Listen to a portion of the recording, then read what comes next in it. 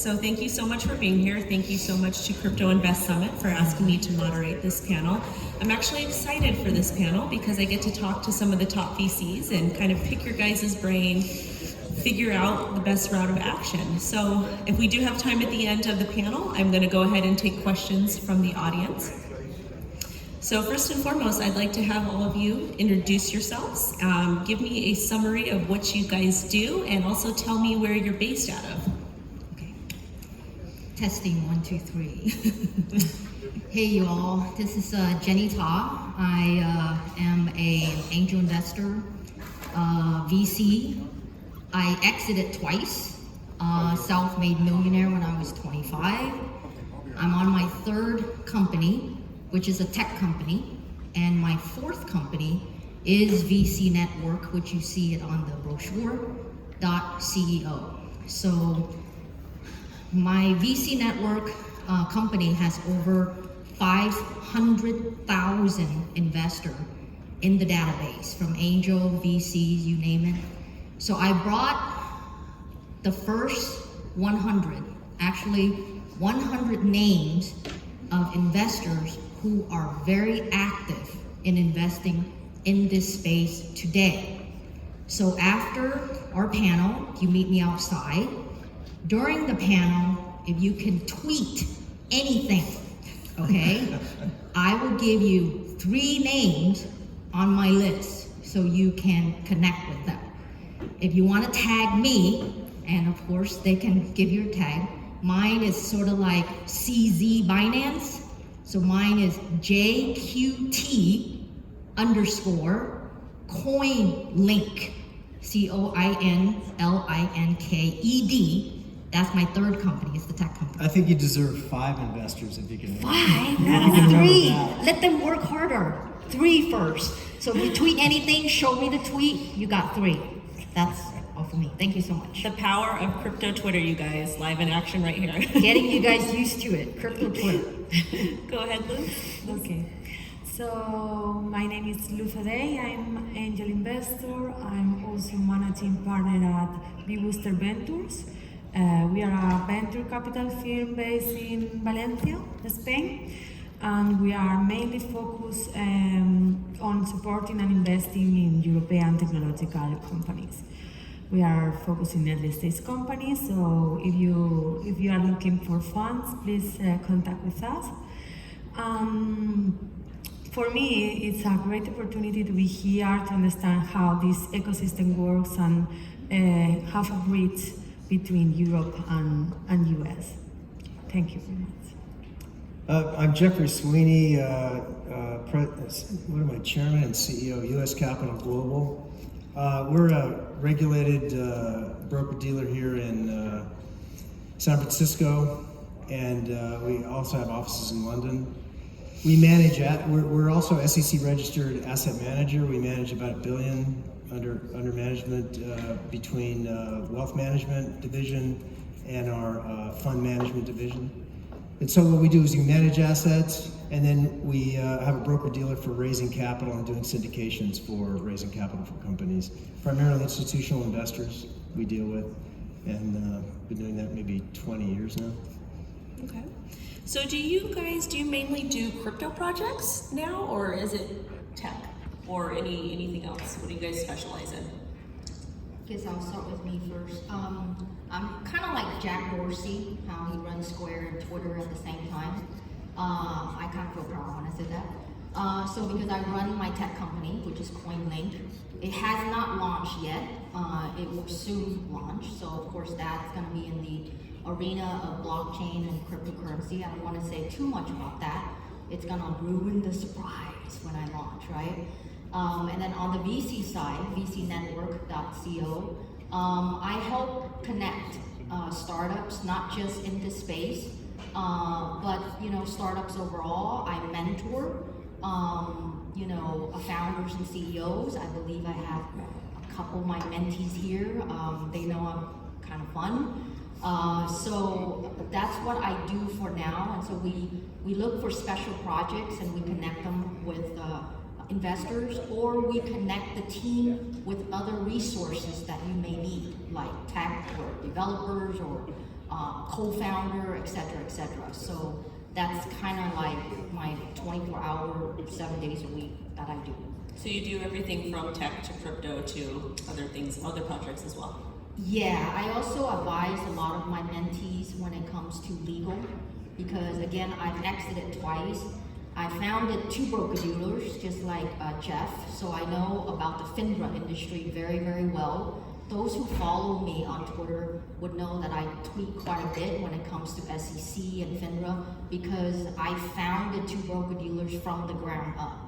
So I'm sort of like a mini lawyer, but I can't say that. I can't charge them. I'm not a lawyer. No financial advice, guys, okay? Yeah, so but other than that, I do mentor them, because when you are a startup, you don't have certain budget for legal and stuff like that. So I would take my experiences and stuff like that. I would help them to guide them to the point that they can raise their, family round or their angel round, so that they can move on from there. So I put out my time to help some of the startups in Santa Monica area. I work a lot with Expert Dojo, if you guys heard about them. So yeah, just reach out to me if you have any questions about, and because I'm working on CoinLink, I've recently learned a lot about this industry too. So all of those are personal experiences that I don't mind helping those who may need help, because again, this industry it's so far wide apart that if you don't know, you can get lost, and if you don't find the right people, even lawyers, to be honest with you, you can spend a ton of money and you're gonna they're gonna show you the wrong path. Okay, so trust me on that. Any lawyers in the room? Any lawyers? Blind leading the blind, so don't go there. So, Okay. For us at BeBooster, we invest, we support technological companies always. We are looking for new investments, new industries. We have a previous experience, because BeBooster was launched as an accelerator program, so we were supporting then some companies in this industry. But right now we have a few investments. We have a few blockchain companies in our portfolio, but we are not a blockchain VC. Okay. Well, on capital raise, $5 million and up. So you're gonna have $10, $15 million valuation before we raise capital. So we like a little later stage, like a B round or a 2 or A round. Friends and family, early VC rounds are great to get people off the ground. Once there's a product in the marketplace, generating some revenue, we don't have to worry about the technology working or not. Things like that, that's where we come in. That's where we come into play. And I like lawyers as much as you do. On the early friends and family rounds, you really, it's better to get advice from the VCs and advisors like this than attorneys, because generally we just shred their documents. They don't build investment documents, right? So usually they don't really have the right product to go to the marketplace, and that's what we do. We'll build an investment product that makes sense, whether it's convertible note or shares or whatever it is. This actually segues into a question that I have later on about legal implications for for VCs that do want to invest in companies depending on the area. But would you suggest a person that has an idea for something, would you suggest that they go ahead and get VC funding first, or consult an attorney first to make sure that they're on the up and up? I think it's better to be, you do friends and family or a VC round. I mean, VCs are there for, good ones are there, you probably actively manage your positions, early stage. It's better VCs are a better place. If you're an investor, you should be in a small VC, because what happens is these VC, or the concept of Silicon Valley, everybody invest in a lot of small companies under the spray and pray model, but that's not really how they're successful in Silicon Valley. They're successful because they actively manage their positions, right? And so you've got to translate that offshore, and a lot of offshore people didn't get that. So it's better as an investor to be in a VC, because it's going to be actively managed, probably in a vertical they know something about, and you're more chance you'll be successful. If you're a real expert in something, you can maybe pick a rifle shot investment and kind of help and mentor yourself, of course. But generally, as a portfolio strategy, you're better off in a VC that does a vertical, a number of verticals that they actively manage. I don't know if that answered your question. A little bit. I'm going to get back into it because I've got a series of questions on this. But did you guys want to comment on that at all? Yeah, I wanted to comment on that. I mean, I'm an angel investor. I'm on both sides of the coin, meaning that I invest in projects. I know other VCs, and I'm also a founder and CEO that I do look for funding, right? I believe a lot of the VCs and investors are kind of like that. My take is that when you first founded a company, a project, you should go to the friends and family round. Why? Because your friends and your family, they are the ones who do know you most, okay? If they don't give you a penny, because they know you most, then how do you expect going to a total stranger and say, hey, can you write me a check for 25 grand, right? So you practice that pitch, okay? You practice your startup, you practice what you have. You go to your friends and family. Of course, you gotta go to the one who has money, right? And say, hey, this is my project. You practice your pitch. And if you collect even a total of a six-figure or $200,000, that's your tracking. When you sit down in front of an angel investor or a VC, then you say, hey, I went through a friend and family round and I raised a $200,000. So it would give the reassurance to the investor that your friends and your family, that they trust you. So then they will look into that project more. So if I were to invest in something, that would probably be one of my first questions. So did you go to your friend and family? What did they say? And most of the time, if the founder sitting in front of me saying, well, and what do you think I'm gonna say? So that's just my opinion. And if you do already receive that friend and family round, then approach, outside round as you scale further. I agree with Wendy. Prior to VC, my experience in VC, I was the manager of Big Pan Angels. It's an angel investor group based in Spain. I think it's the first one and the most active. When a startup, an entrepreneur approaches you and is looking for funds, for us, the first question is, okay, what do you have? Have you checked with your family, with your friends? Do you have the support? Do you have some money? Do you quit your job, your previous job? So I think this is one of the key questions we have to ask. Okay, so initially so one of the questions you guys ask, the first thing when they come to pitch in front of you, you ask, have you gotten funding from friends and family?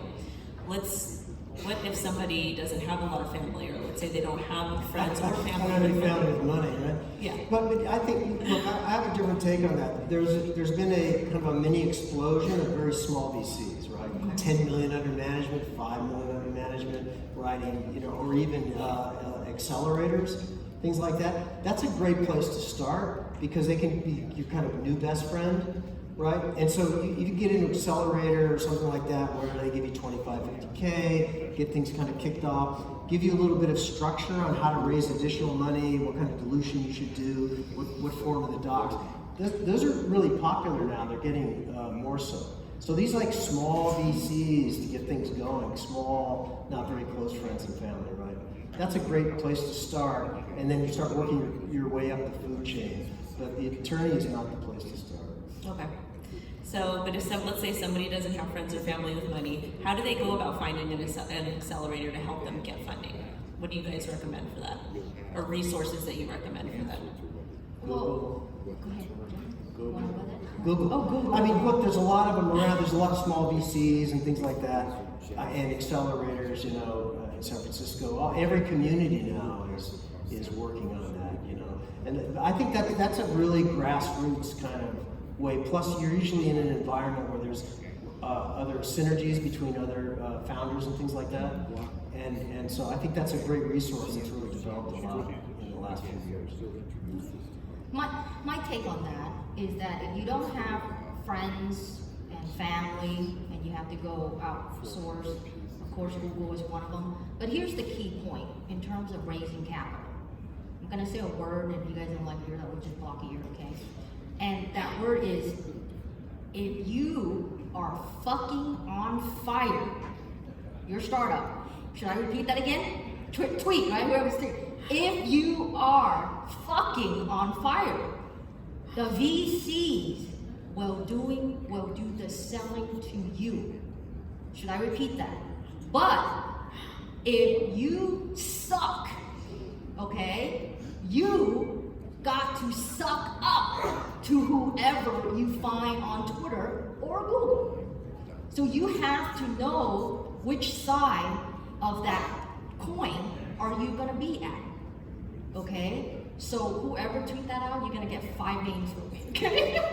Make it 7. Make it 7, oh, that's a lot. See, you see the valuable banker in the room? I already uplifted that from the 3 to 5. And then 7. And 7. Good thing I brought 100.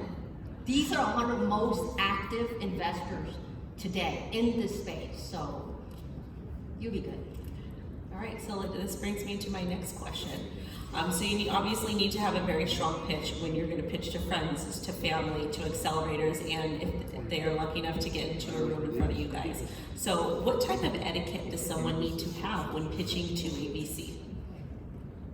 Okay. For us, I think the first is to feel like this entrepreneur, this startup is prepared.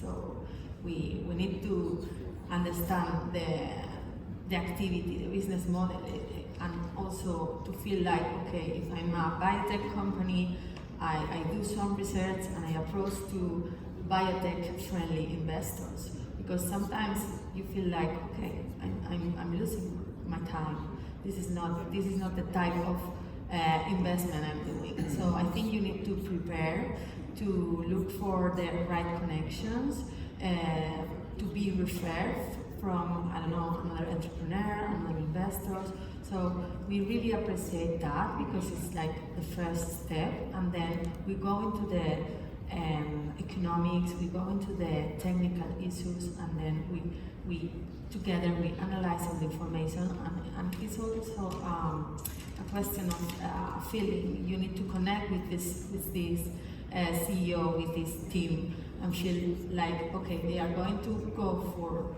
everything. Look, I'm an old asset manager, right? But I think for any kind of pitch to make sense to us, and we're a little later stage, as an entrepreneur, you've got to think that you're not pitching to raise money so that you have a job. You're pitching to raise money so the people that put money in will have an exit that makes money. And I think people forget that, and I think if you put that in the middle and say, you know what, I'm building this company because I think we can get to 10 million EBITDA within 4 years, and at $10 million of the EBITDA, I'm a target for private equity at 8 times multiple. You look at the exit. Where's the exit? When is an investor going to get their money back? Times something, right? Either times 50% or 100%.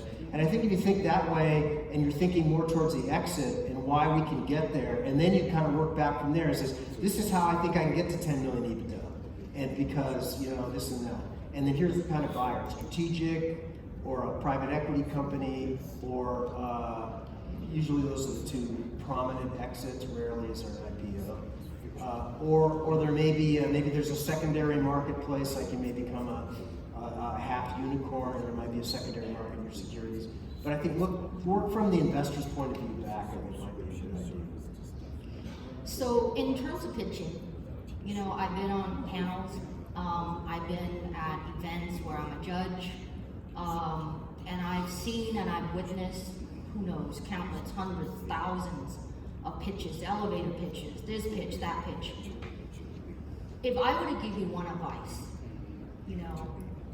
yes, you go and research how a pitch is supposed to be, how many slides, how many minutes, but you need to add, and this is a key important, storytelling in your pitches. Okay? You need to understand the difference, what storytelling is. Because I've heard many, many pitches that I could just literally sit there and fall asleep. I'm being very honest, right? You want honesty from me, right? I mean, I've exited twice, right? So storytelling is literally a strategic tool. Why?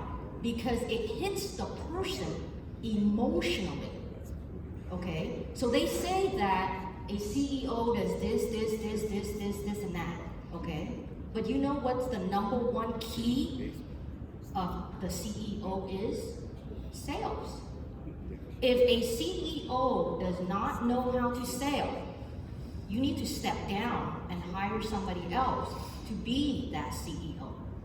Because sale is, of course, one of the key tools to being the CEO and running your company. So when you get up to the round A, round B, the larger rounds like quote unquote the WeWorks of the world, hope you guys know about the WeWork, right? They went from 47 billion to like what? They're gonna file bankruptcy soon? I mean, I've never heard of such thing before. So the dude was really good at sales, right?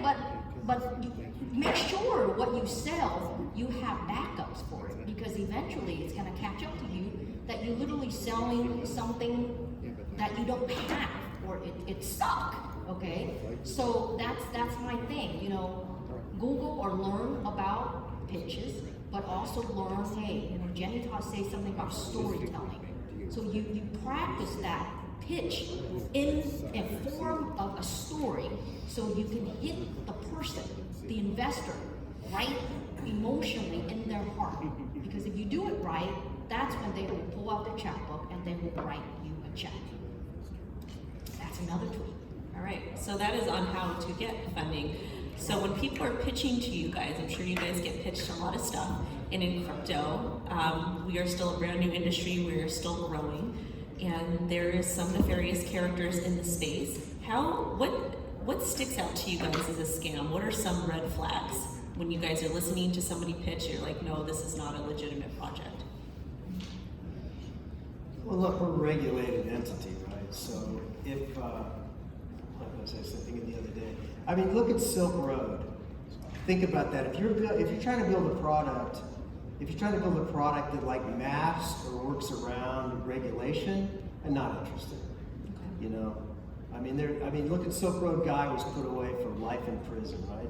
There are extra bunks in his cell waiting for the next guy that tries to build a black pool where you can do things like that. So it needs to be regulatory compliant, and that's a real.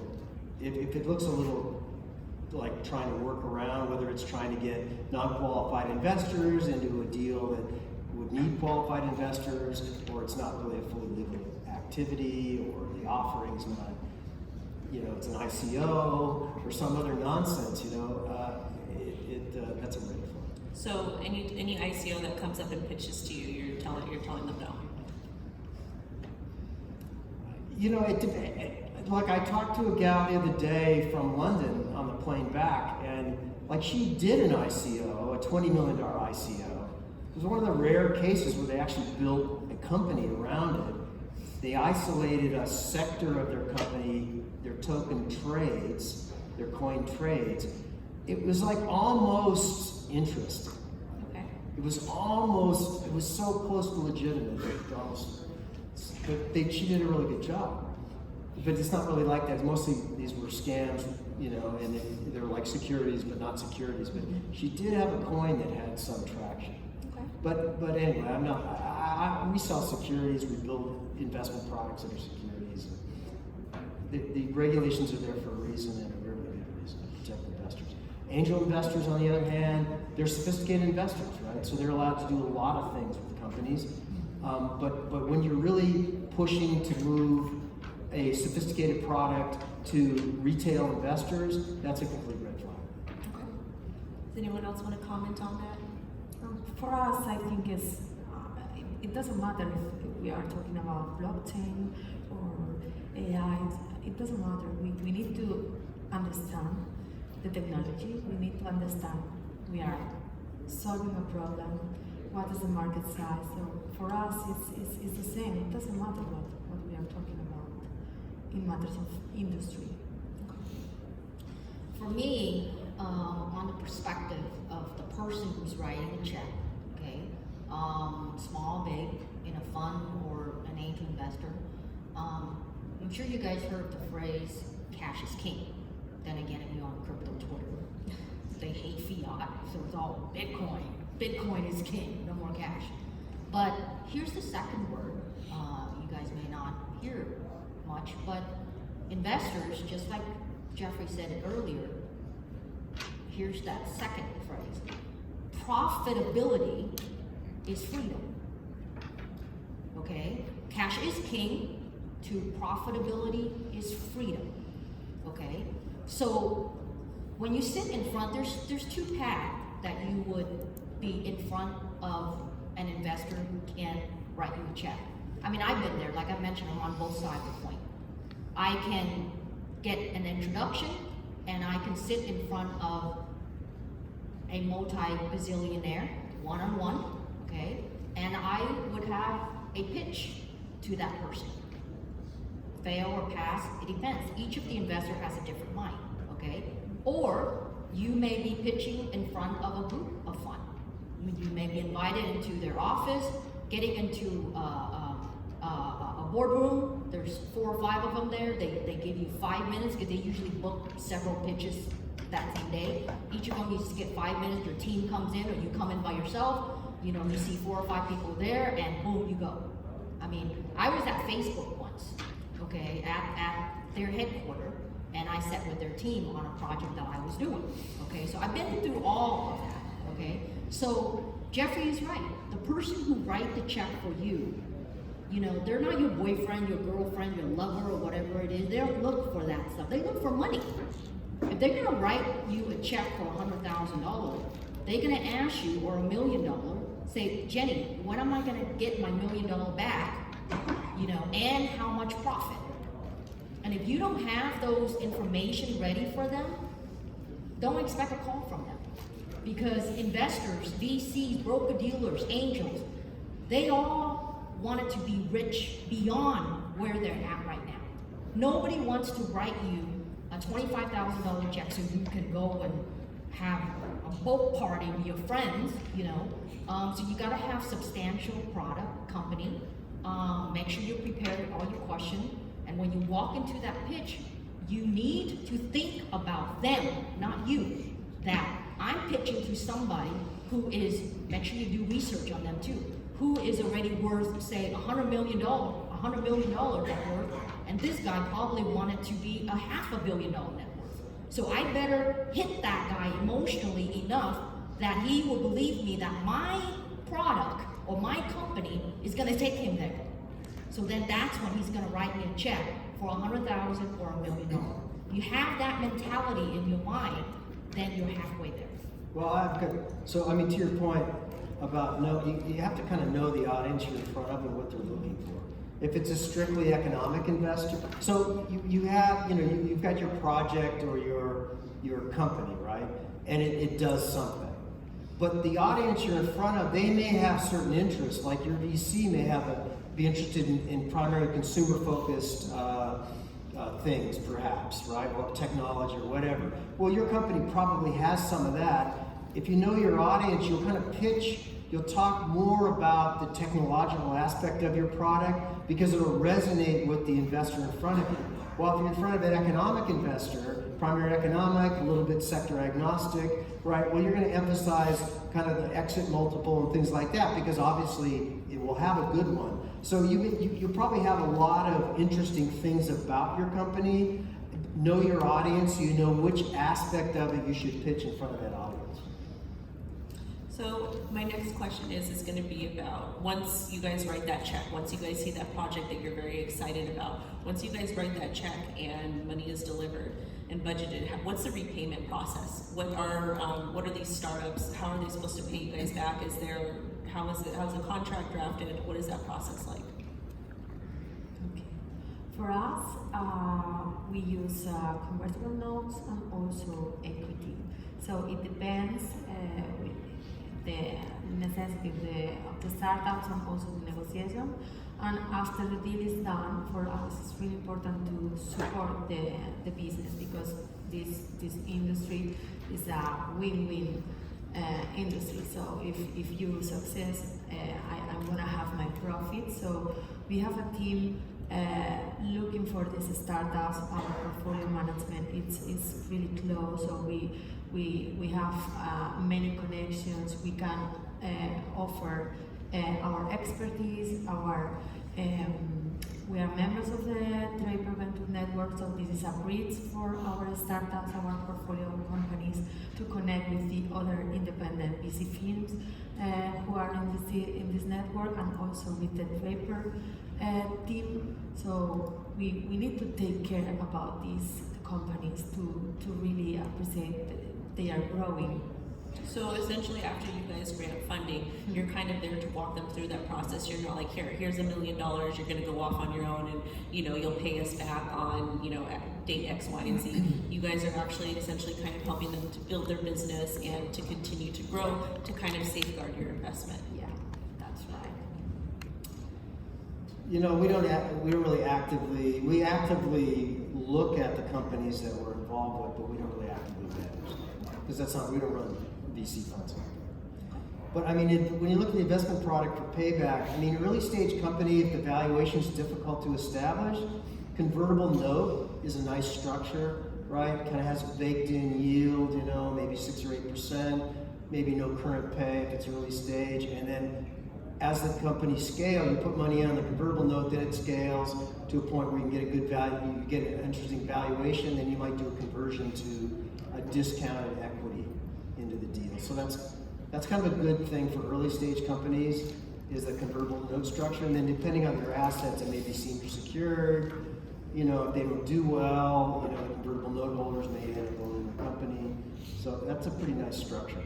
Unless you have a good bead on the value, then you can go out just for straight equity.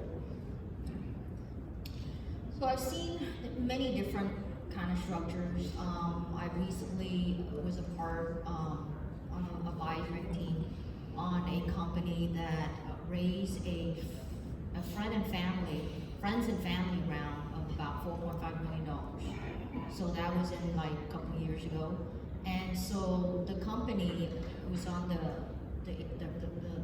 at the point of raising $25 million from overseas.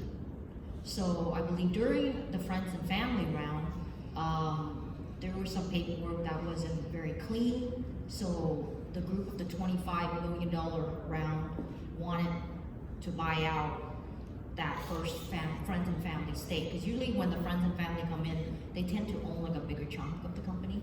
So that's one way too. On the friends and family side, those of you here, if you have friends or family who are in startup, you could be in that position as well. Okay, so the founder may come back to you and say, hey, Wendy, thanks for giving me, 50 grand when I started out, 12 months ago, but I have a bigger investor now, and they needed more equity, so do you mind exit? We'll buy it back from you, and we'll give you 5 or 10%. Sometimes friends and family, they don't mind that. They say, sure, okay.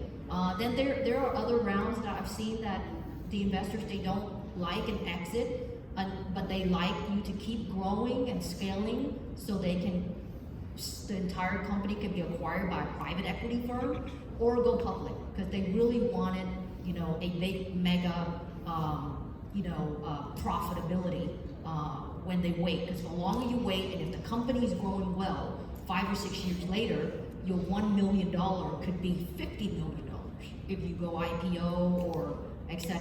So there are different stages, so it depends. Again, study your investor and then discuss with them. And again, most investors, they don't really get involved in your day-to-day manage.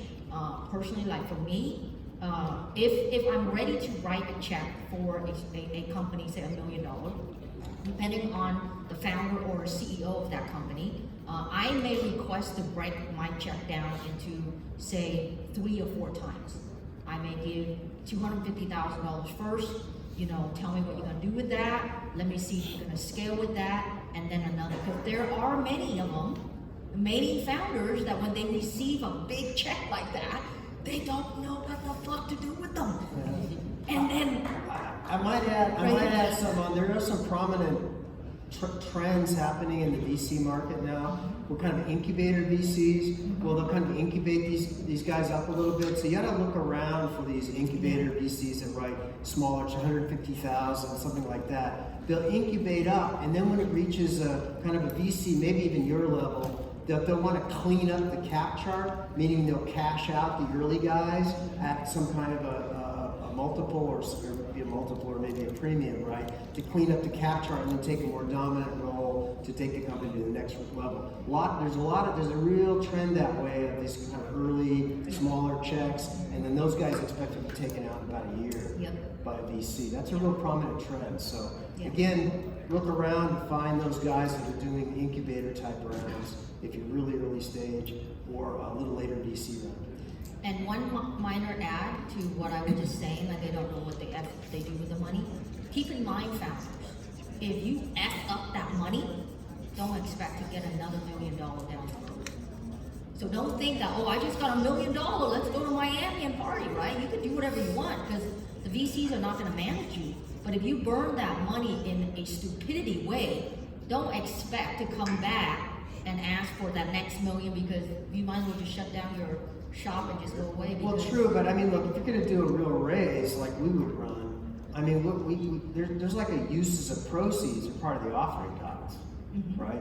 And so you have to indicate what the uses of proceeds are, whether it's going to be hire a certain number of sales staff or retire some people on the cap chart or whatever it is, and you've got to lay that out in the offering docs, and then you actually have to follow that outline. Or, I mean, you're subject to litigation, right? If you do something else with the money besides what you said you'd do, that's a problem. But I agree with you, Jeffrey, in essence, is that they do paint that picture for you, but I've actually mentored some startup right here in Santa Monica that after that paperwork, they still burn the money. So they come and run to me, what do we do? And investors, even you can assume they got no more money, Jeffrey. What are you gonna assume? You know, they got no more money. So yes, the $1 million gone, and so there's a lot of startups that, you know, they went up and then they just disappeared because they failed to manage that money. And even if the money comes, what are they gonna do? These guys don't have money. You can't sue them. You could, but they don't have money to sue you. So just kiss that money goodbye. So true. You file a complaint with the SEC, you get banned from securities for life. So there are non-monetary consequences for people who don't behave well, unless it's just a mistake. But we do a little later stage. We keep an eye on uses of proceeds and things of that nature. Generally, we raise money into an SPV, and we at like a no-cost SPV, and then we kind of manage the position of the investors. So guy wants to raise 10 million or 5 million. We'll build an SPV. We'll bring all 100,000, $250,000 people into the SPV, and then we'll have either a board seat or something like that on the company, and then that way we kind of keep an eye on them. And if they go off the rails, we'll go after the management team. And unfortunately, we are out of time, so I don't have time for audience questions. And of course, I asked the most important question last. So thank you guys so much for your time, and thank you to everyone who came and listened. And I hope you guys learned some interesting things, because I did as well. But thank you again for your time, and have a great rest of your time at Crypto Invest Summit, everyone. thank you. Yeah, thank you very much.